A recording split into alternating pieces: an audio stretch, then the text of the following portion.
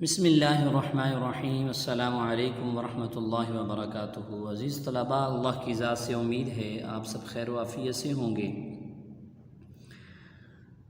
اسلامیات جماعت ناہم کے لیے عزیز طلباء، کل ہم نے سورہ انفال کا رکوع نمبر 4 شروع کیا تھا، الدرس الثانی الف۔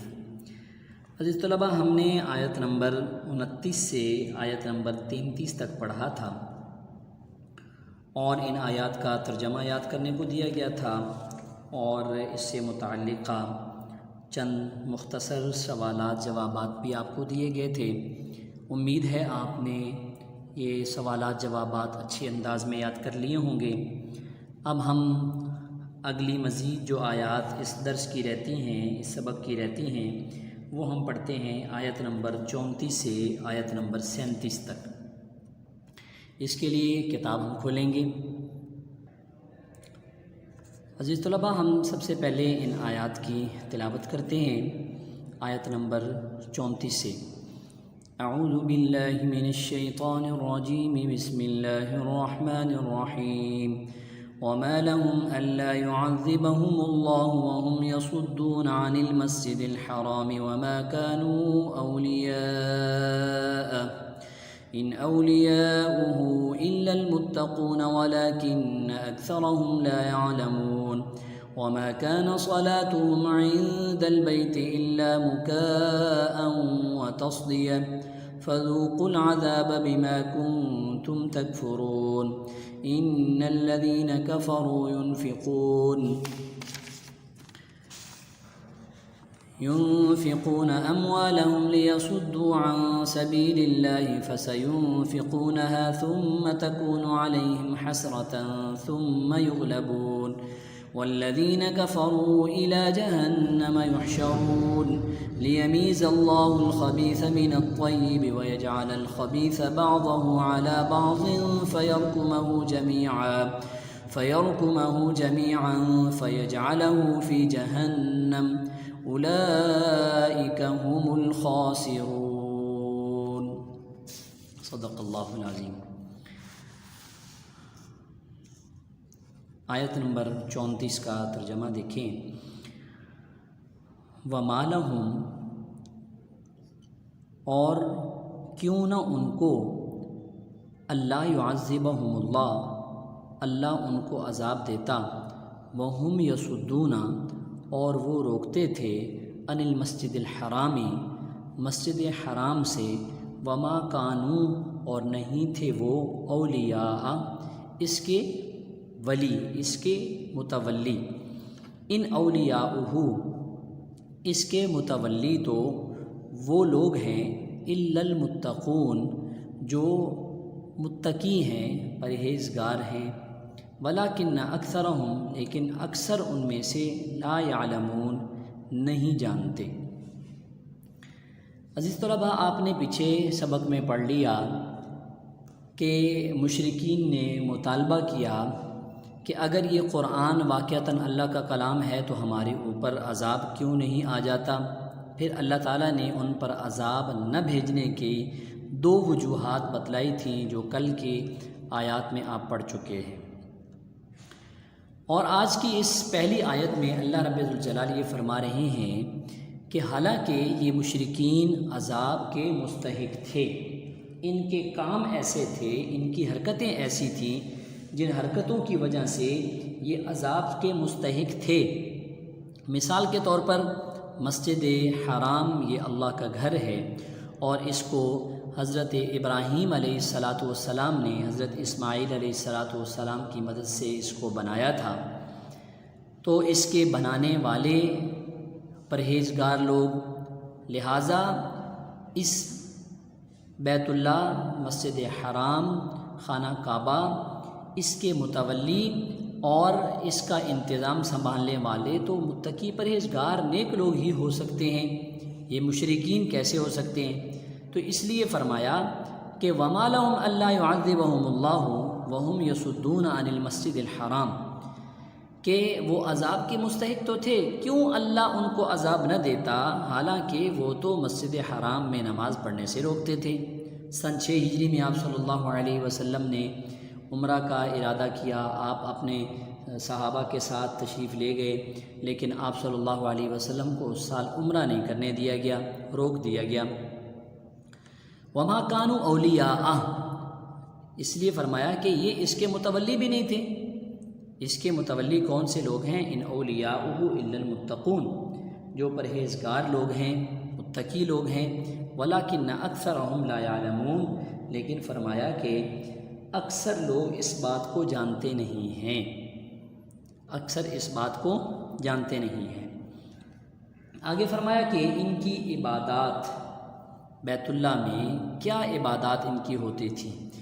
وما کان صلاتهم، اور نہیں تھی ان کی نماز، عند البیت، بیت اللہ کے پاس، الا سوائے مکاءً، سیٹیاں بجانا، و تصدیہ، اور تالیاں بجانا، یہ ان کی عبادت ہوتی تھی۔ فذوقوا العذاب، مزہ چکھو عذاب کا، بما کنتم تکفرون، اس وجہ سے جو تم کفر کرتے تھے۔ تو یہ جو مشرکین تھے، جب مسلمان وہاں عبادت کرتے، نماز پڑھتے، تو یہ سیٹیاں بجاتے، تالیاں بجاتے، اس انداز میں مسلمانوں کی عبادت میں خلل کرنے کا ذریعہ بھی بن جاتے، تو اس کو یہ عبادت سمجھتے تھے۔ یہ جو سیٹیاں بجاتے تھے، تالیاں بجاتے تھے، اس کو یہ مشرکین عبادت سمجھتے تھے۔ اللہ رب ذوالجلال نے فرمایا کہ اللہ کے گھر کی بے حرمتی کرنے کی وجہ سے اللہ ان کو عذاب میں گرفتار کریں گے۔ فذوقوا العذاب بما کنتم تکفرون، یہ تمہارے کفر کی وجہ سے اللہ تعالیٰ تمہیں عذاب میں مبتلا کر رہے ہیں، اس عذاب کا تم مزہ چکھو۔ پھر فرمایا ان الذین کفروا ينفقون اموالهم، بے شک وہ لوگ جنہوں نے کفر کیا وہ خرچ کریں گے اپنا مال، اور خرچ کرنے کا مقصد کیا ہے؟ لیصدوا عن سبیل اللہ، تاکہ وہ روکیں لوگوں کو اللہ کے راستے سے۔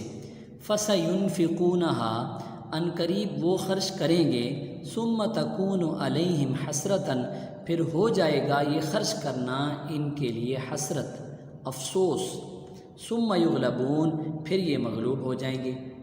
والذین کفروا، وہ لوگ جنہوں نے کفر کیا، الی جہنم، جہنم کی طرف، یحشرون، اکٹھے کیے جائیں گے۔ عزیز طلباء، اس آیت کے اندر غزوہ بدر میں مشرکین کے بڑے سردار مارے گئے اور کافی سارا نقصان ہوا۔ اب جب یہاں سے واپس ہوئے تو جن لوگوں کے عزیز رشتہ دار مارے گئے تھے، انہوں نے ابو سفیان سے مطالبہ کیا کہ دیکھو ہمارا اتنا نقصان ہو گیا، ہمارا اتنا مال بھی خرچ ہو گیا، ہمارے اتنے بندے بھی مارے گئے، اب آپ ہماری معاونت کریں، مدد کریں۔ یا اس کا مطلب یہ بھی ہے کہ جب غزوہ بدر کے لیے 1000 کا لشکر ابو جہل کی قیادت میں آ رہا تھا، تو راستے میں ایک دوسرے سے بڑھ کر لوگ راستے میں مال خرچ کر رہے تھے۔ ابو سفیان نے بھی خوب مال خرچ کیا، جہاں پہ پڑاؤ ڈالتے، اونٹ ذبح کرتے، لوگوں کو کھلاتے پلاتے، گانے بجانے والی عورتیں ساتھ تھیں، اور خوب جو ہے یہ شور و شغب کے ساتھ آ رہے تھے۔ لیکن جب بدر کا انجام ہوا اور اس میں کفار کو شکست ہوئی، مسلمانوں کو اللہ نے فتح دی، کافروں کو اللہ نے مسلمانوں کے ہاتھوں سے ذلیل کروایا، اب یہ مال خرچ کرنا ان کے لیے افسوس کا باعث بنا کہ ہم نے اتنا مال بھی خرچ کیا اور اس کا کچھ فائدہ نہ ہوا۔ تو اسی کو اللہ ذکر فرما رہے ہیں کہ ابھی یہ اور بھی خرچ کریں گے مزید۔ پھر انہوں نے غزوہ احد کے موقع پر بھی خرچ کیا، پھر وہاں بھی نقصان کا سامنا کرنا پڑا، اسی طرح احزاب کے موقع پر بھی خرچ کیا، وہاں بھی نقصان کا سامنا کرنا پڑا۔ تو اس لیے فرمایا کہ یہ اور خرچ کریں گے، لیکن عنقریب یہ خرچ کرنا ان کے لیے افسوس کا باعث بنے گا، پھر یہ مغلوب ہو جائیں گے، اور یہ کافر جتنے ہیں یہ سارے کے سارے جہنم میں اکٹھے کیے جائیں گے۔ کیونکہ حدیث مبارکہ میں آتا ہے الکفر ملت واحدہ، کفر ساری دنیا کا ایک ہی مذہب ہے، اور سارے کافر ایک دوسرے کی معاملت اور مدد کرتے ہیں، اسی لیے اللہ تعالیٰ ان سب کو جہنم کے اندر اکٹھا کریں گے۔ پھر فرمایا لیمیز اللہ الخبیث من الطیب، تاکہ خدا ناپاک کو پاک سے الگ کر دے، ویجعل الخبیث، اور بنا دے ناپاک کو، بعضہ علی بعض، بعض کو بعض پر، فیرکمہ جمیعا، پھر ان کو وہ جمع کرے گا اکٹھے، فیجعلہ، پھر ان کو ڈال دے گا، فی جہنم، جہنم میں، اولئک هم الخاسرون، یہی لوگ گھاٹا پانے والے ہیں۔ اللہ تعالیٰ نے آخرت کا جو دن رکھا ہے، قیامت کا دن، فیصلے کا دن، جس میں بعض لوگوں کے لیے جنت کا فیصلہ ہوگا اور بعض کے لیے جہنم کا فیصلہ ہوگا، تو دنیا کے اندر تو کسی انسان کے ماتھے پہ جنتی ہونا نہیں لکھا ہوا، سارے اکٹھے آپس میں گھومتے پھرتے ہیں، کوئی پتہ نہیں ہے ان میں سے کون سا جنتی ہے کون سا جہنمی ہے۔